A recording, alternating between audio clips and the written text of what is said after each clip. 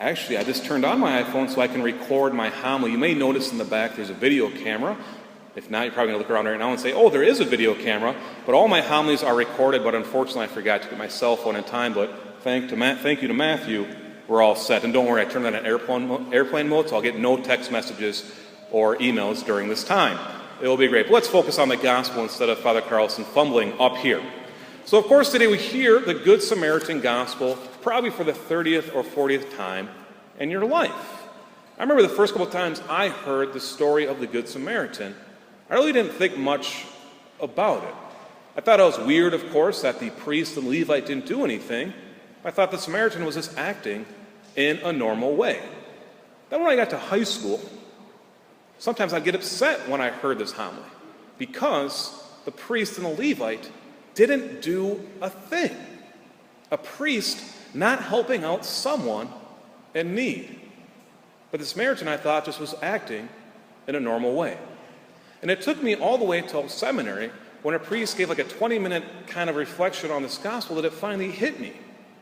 That the priest and the Levite were just acting normal.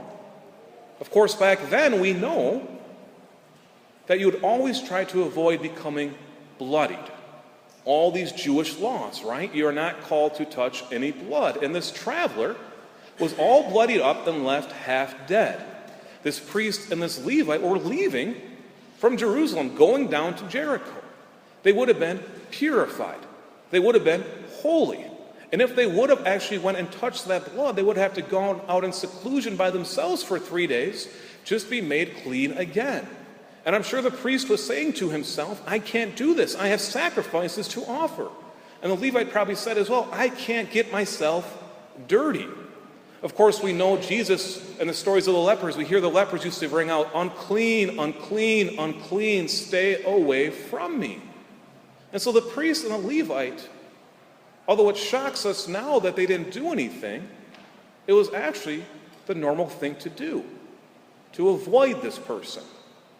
The radical thing is that a Samaritan of all people went and helped this person out. A Samaritan helping out a Jewish person. They would avoid each other at all costs. But when the Samaritan saw this person in need, what did he do? He went and bandaged him up, put him in an inn, and took care of him. Why? Because he was moved with compassion. And because he saw that this person, this traveler, was in need of someone to love him. He saw this person as his brother. You know, my brothers and sisters, yes, we more than likely all share the same beliefs here in this church. Most of us are Catholic, not all. I'm guessing all of us are Christians. But we're not the only people who are brothers and sisters. We believe in a God who created everyone, who created those who practice the Lutheran faith, those who practice the Jewish faith, those who are Muslim, those who are agnostic, those who are atheist. They weren't created by some other God. They were created by the God that we believe in, which makes them our brothers and sisters. Now, I'm guessing when this scholar asked this question and he got the response from Jesus, he goes, I probably should not have asked that question. This is more than I can handle. Jesus saying that this Samaritan is our neighbor, and that we are called to love them as ourselves. So what does that mean for us today? We are not only called to love those who share our beliefs or our political ideas, we are called to love everyone. Republicans, Democrats, Libertarians. We are called to love, yes, Christians, but Muslims and Hindus and atheists. We are called to love even those who persecute us. Why? Because they are our brother and sister. Because God created them as his sons and daughters. And although we may disagree with them on certain things, this does not mean that we should not love them, because they are God's sons and daughters. An image that strikes my mind whenever I think about this, that everyone should love each other, of course, is after 9/11. That image of President Bush and President Clinton coming together in a time of tragedy and saying, together we are going to get through this, putting their differences aside. But of course, this should not just happen during tragedies. This should happen all the time. It does not mean that we agree with people that persecute us. It does not mean that all of a sudden we say you can do whatever you want to. But it means in disagreeing, we do it out of love, not out of hatred, not out of us wanting to win. And sometimes this will cause scandal with who we associate with, because people, of course, like to talk. We know this. There's whispers sometimes in a community. Did you see who that person was talking to? Imagine this. We know this. Jesus being with the prostitutes. Jesus being with the lepers. There was plenty of whispers going around. And when this Samaritan helped this person, you know, the innkeeper spread this news around. It was radical for the Samaritan to help out this traveler, because he would have been shunned by his own community. People would have rejected him. They would have said, I can't believe you helped this person out. But what did the Samaritan see? Someone who needed help. Someone who needed to be loved, and he saw it as an opportunity that God put in front of him. Of course, we know the greatest commandment is not only to love your neighbor as yourself, but to love the Lord your God with what? With all of your heart, with all of your mind, with all your strength, with all your being. And this, of course, was not new when Jesus said it. We hear this as well from Moses in the book of Deuteronomy.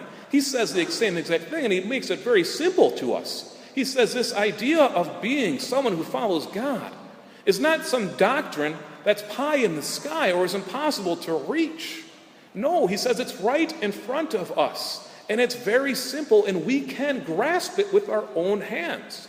You see, being a Catholic, being a Christian, being the son and daughter of God is not some complex doctrine that you have to go and study years on years on years on end to figure out. It's quite simple. The 2-year-old can figure it out, and the 99-year-old can figure it out, and it stays the same. Love the Lord your God with all your heart, with your being, with your strength, with your mind. Essentially, glorify the Lord by everything that you do. And then, and only then, are you following the laws that God has put in place. It comes down to this question: do we trust God? Do we believe that God knows more than we do? He is God. Sometimes we think we're God, and this is where we run into mistakes. This is God. He knows more than you do. He knows more than I do, that's for sure. You're never going to question that, okay? But he knows more than we do. And he has things in store for us. And what we are called to do is to abandon ourselves to his will. That every single day God puts things and people in front of us as an opportunity to grow closer to him. And what we are called to do, of course, is to abandon ourselves to God's divine providence. Maybe it's when you're driving down the road and someone cuts you off. How do you respond? That may be simply a test from God to grow closer to him. Because how do we know that person that cut you off was not rushing to the hospital or was having a bad day? And in that case, how would you like someone to respond to you? By letting you in, or by doing something that may not be so Christ-like? Right? We know this. We know that what it really comes down to, the Catholic doctrine, the Christian doctrine, is not too hard for us to figure out. It's simply glorifying the Lord in everything that we do. Everything. Not just certain things, but everything. Which includes loving our neighbor as ourselves. Of course, the Samaritan did this, and it was radical. And if we do this, it will be radical. But will it be worth it? Is it worth following God in his will? Is it worth letting ourselves go, our own wants, our own needs, our own desires. Yes, it is, because then, and only then, are we able to experience the freedom and the love and the grace that God wants to give to us. My brothers and sisters, let us be radical in the faith, glorifying the Lord in everything that we do, with our heart, with our being, with our strength, with our mind, and loving our neighbor, who is everyone, even our enemies, as ourselves. And when we do this, then we finally will be doing what we long for, and what God longs for us as well.